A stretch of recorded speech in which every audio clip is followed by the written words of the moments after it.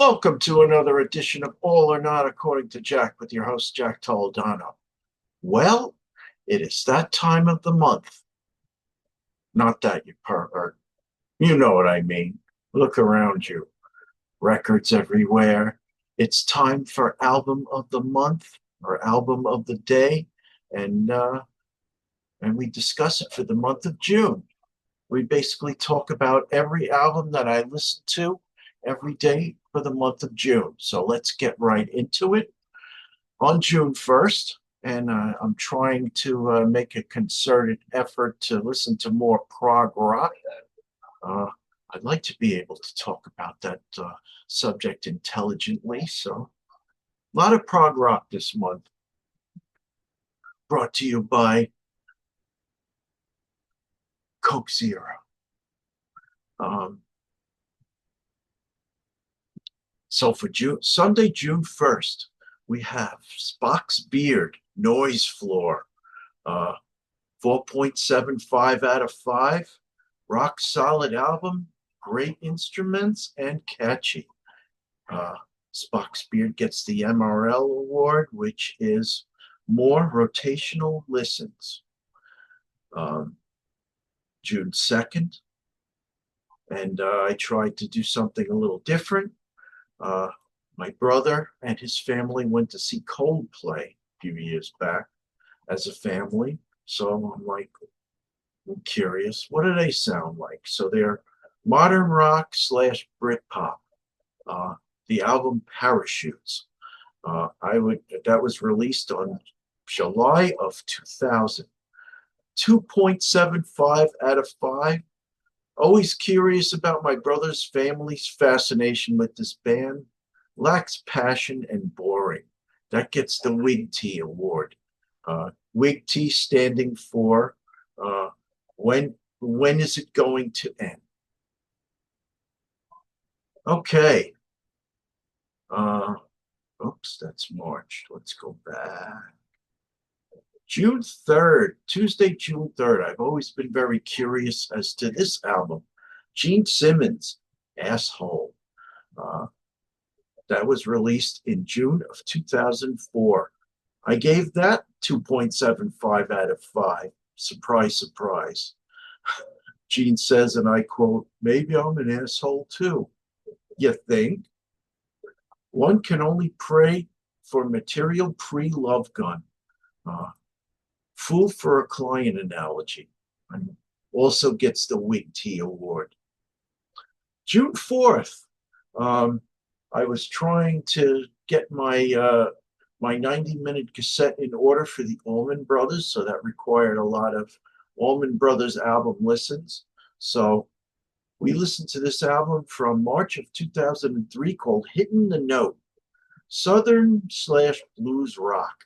Last studio album, still as good as the early days. Really kicks ass, damn good. That gets the MRL award. More rotational listens.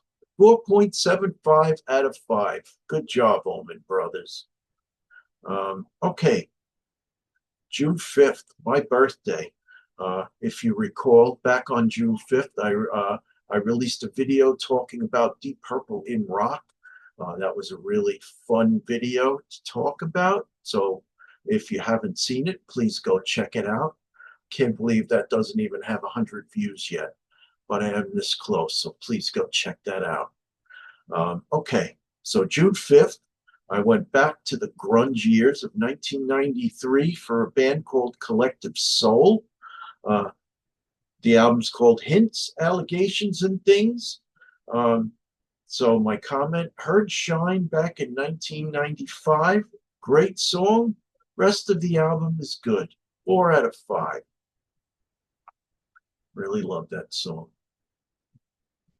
June 6th, UFO. So we got away from the first two albums, which are basically, oh, more hiccups. Got past the first two albums, which are basically space rock. So to their third album called Phenomenal, it is the first album of Michael Schenker, May of 1974. Gave it 4.25 out of 5. Some great tunes. Definitely an improvement over the space rock. Check it out. June 7th. Triumph, just a game. Hard rock. March of 1979, 4.5 out of 5. Up my alley. Really enjoyed this release. June 8th. I never knew my cousin Alicia was a big fan of David Bowie. Surprisingly, I never heard this album in its entirety. Ziggy Stardust and the Spiders from Mars, classic rock. June of 1972. I give that a 4 out of 5. One of those on the throughway listens. Pretty good. Nothing earth shattering besides the FM tunes. Still gave it 4 out of 5. June 9th. Now, this is a new listen, a brand new album. Now, it's the album Sticks Circling from Above. A bunch of my friends put that up as did reviews for it. So I figured I would give it a rotational spin. Surprisingly, and I credit Sticks for doing this, they did not release it to what do they call those? Spotify. What is that? That's not social media, spinning media, whatever whatever it's called. I can't think of the name of it right now, but they didn't release it to Spotify or Apple Play or any of those. They released it to physical media only. But I was able to listen to it on YouTube. I gave it 4.5 out of 5. It's my first YouTube listen of anything in this series. Voices are showing their age. Musically, this is very good, very diverse. I enjoyed it. There were people that said, there's no Dennis DeYoung, so they shouldn't play anymore. You know what, people? Get over it. They still sound great with Tommy Shaw and James Young and company, but you know what? There was some talk about bands that don't really have that can't really go up on stage with a lot of their legacy members anymore. You know what? It's up to the viewer. If you still want to be able to see them and enjoy their music, you got to live with that. But meanwhile, you still have Tommy Shaw, you still have James Young, what's the drummer name? Chuck Panozzo, I believe it is. So enjoy them while you can, because they won't be around forever. None of us will. We only go around this rock less than 100 revolutions around this rock, so, or around the sun on this rock, as it were. Classic rock / prog rock, 4.5 out of 5, as I said. Now that I'm done rambling, Tuesday, June 10th, another legacy band releases an album. Doobie Brothers, Walk This Road, classic rock. I gave this 4.25 out of 5. Returning Michael McDonald certainly does not hurt, although he is sounding his age at times, but you know what? He still sounds pretty good for his age. I enjoyed it. As I said, 4.25 out of 5. Good job, guys. June 11th, I decided to go back in time to the first Grand Funk Railroad album. I was upstate listening on those rural roads to an album called On Time, classic rock, released in August of '69. I gave that a 4 out of 5. First album, the start of FM album-oriented rock. Good stuff. June 12th, we lost a member of the Beach Boys. What the hell's his name? Brian Wilson. So his pet project, Pet Sounds, is what I listened to on Thursday the 12th. That was released in May of '66. Gave that 4.5 out of 5. Really good effort breaking away from basic surfer music. Just missing the single Good Vibrations, which was recorded during those sessions, but released as a single. June 13th, IQ Dominion, prog rock, released in March of 2025. 4.25 out of 5, reviewed by my buddy Davey Cretin over on Cretin Classics. Good old-fashioned prog in 2025, just a bit mellow at times, but still a 4.25 out of 5. Good job. June 14th, getting to the middle of the month. I'd always been curious as to what this band sounded like. A band that I heard the name but never heard their music. We're talking Mahogany Rush. Album's called World Anthem. Folk jazz fusion. April of 1977. 4 out of 5. That's one of those albums that was recommended to me by Spotify. Every once in a while, I'll go to the homepage and I'll get some recommendations, for albums that I could listen to. And if I hadn't heard it before, sometimes I'll just go with it. Yeah, I'll have that album jump the line. I usually try to have 5-10 albums queued up, ready to go. But that was a Spotify recommendation. Hard to pigeonhole, pretty good. Sort of a Grateful Dead meets jazz. I gave that a 4 out of 5. For me, that's a folk jazz fusion. All right. Sunday, June 15th, middle of the month. Camel, Moon Madness, prog rock. That's released in April of 76. I gave that 4.5 out of 5. Very nice prog, very easy to digest, nice instrumentally. Good job, guys. June 16th, Genesis, Nursery Crime, more prog rock nonsense, as Ian Anderson calls it.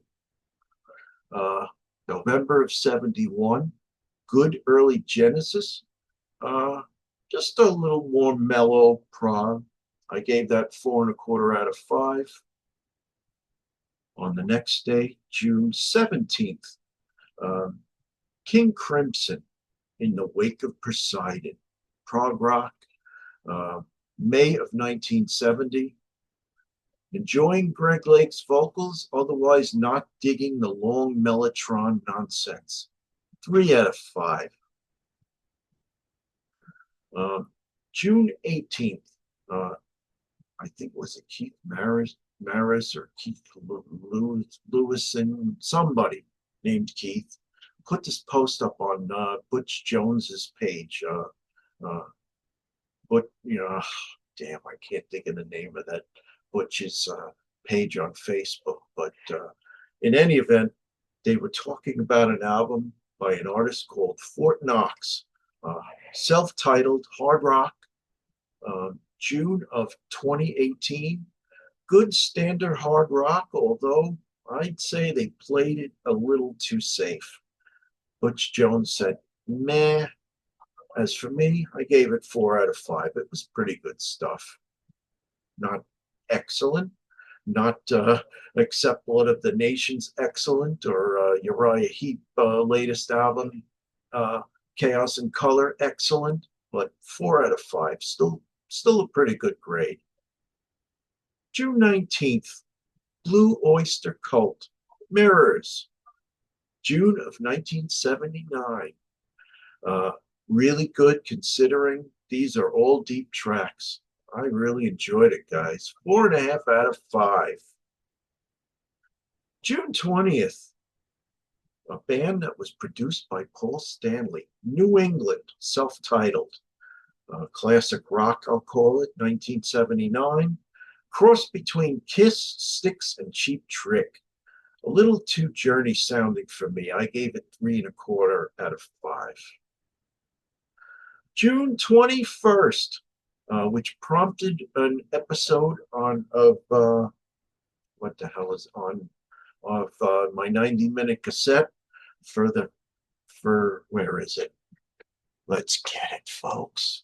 Let's get it. I gotta get it. Just bear with me, folks, as I put it on.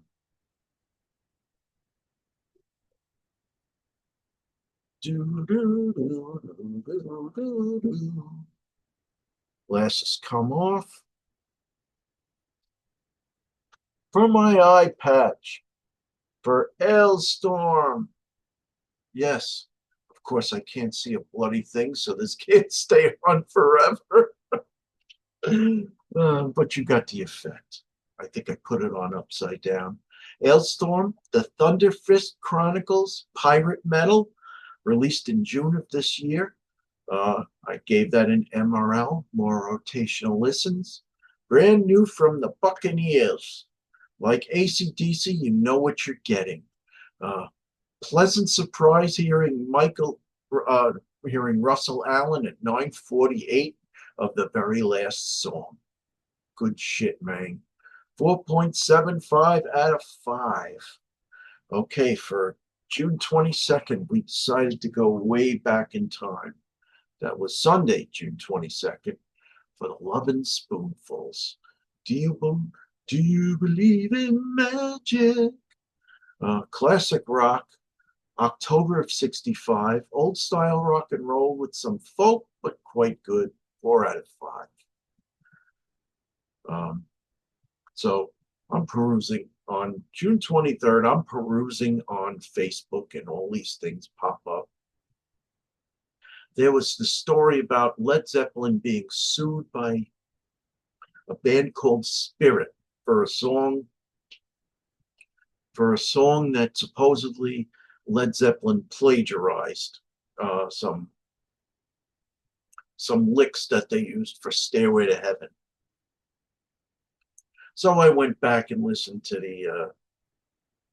the album Spirit, self-titled classic psychedelic rock. January of 68, gave it 4 out of 5. Pioneers, but wrong about the plagiarism. Stairway, denied. Not spectacular, but good in spots. I mean, come on. It was, I can't remember the name of the song, but it's like a 2.5 minute song. And whereas Zeppelin's song is like a 7.5 minute multi-layered song, which changes tempo multiple times. You know what? There's only so many notes, so many chord progressions on a fretboard. So get over it, guys. Unless it is really long and sustainable over several minutes, you know what? Shit happens. I think you guys are just looking to cash in on Led Zeppelin's name. Sorry. June 24th, Soundgarden, Badmotorfinger, grunge rock, October 91. Pretty good. Not quite as good as their album Superunknown, which to me is like an album that I would rate 4.5 or 4.75 out of 5. This album I gave 3.5 out of 5. Only a few good songs, I thought. June 25th gets a lot better. My friend Pete Pardo and Dan Brown, I believe his name is. He's the proprietor of the Warehouse in Newburgh, New York, the restaurant. They went to see the Allman Betts Band. I didn't know they existed. So my comment is, so first of all, the album is called Bless Your Heart. You'll know when a Southerner is basically telling you off when he says, bless your heart. Released in August of 2020, country/Southern rock. Didn't know this band existed, similar, but their own identity. Really enjoyed it. MRL, more rotational listens, 4.75 out of 5. Good job, guys. I just didn't know whose son was who vocally. So you had Greg Allman's son, you have Dickie Betts' son, you have Barry Oakley's son in the band at that time, all contributing to that album. June 26th, back to another Spock's Beard album for Brief Nocturnes and Dreamless Sleep, released in April of 2013. Even better than Noise Floor, top notch. 5 out of 5. You killed it, guys. Awesome. June 27th. So, my friend Tim over at Tim's Vinyl Confessions sent, Tim Derling, that is, sent, and surprise, surprise, I was not expecting this in the mail. He sent me the Night Ranger book. So, thank you for that, Tim. So, I went back and I started to listen. I listened to their first album, Dawn Patrol, hard rock, November of 1982. Pretty good, but not great.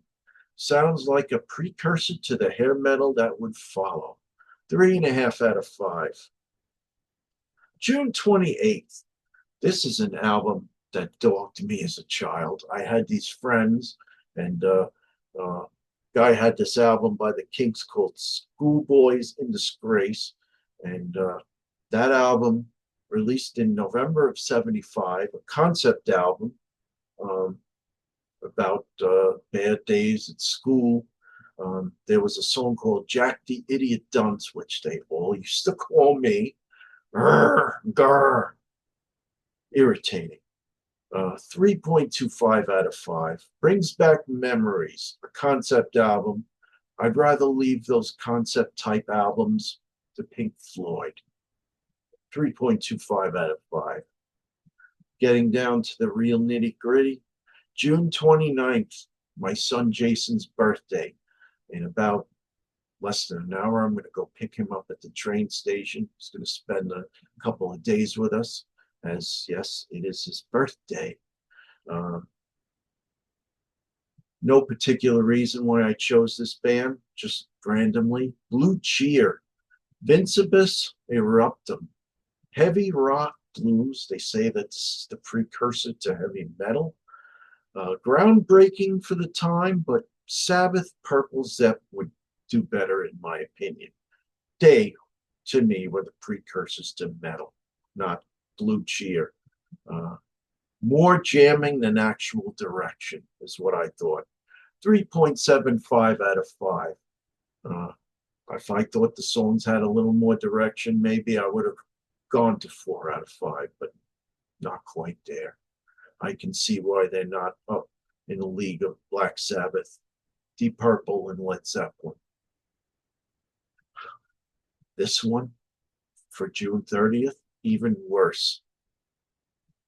This is another suggestion of Spotify, but I've always been curious how these guys sound. The Gods, Godz, Gods. Self-titled hard rock from 1978. I remember, so these are my comments. Too many babies for a biker band. Baby, baby, baby, baby. How many times are you going to say baby in the freaking song?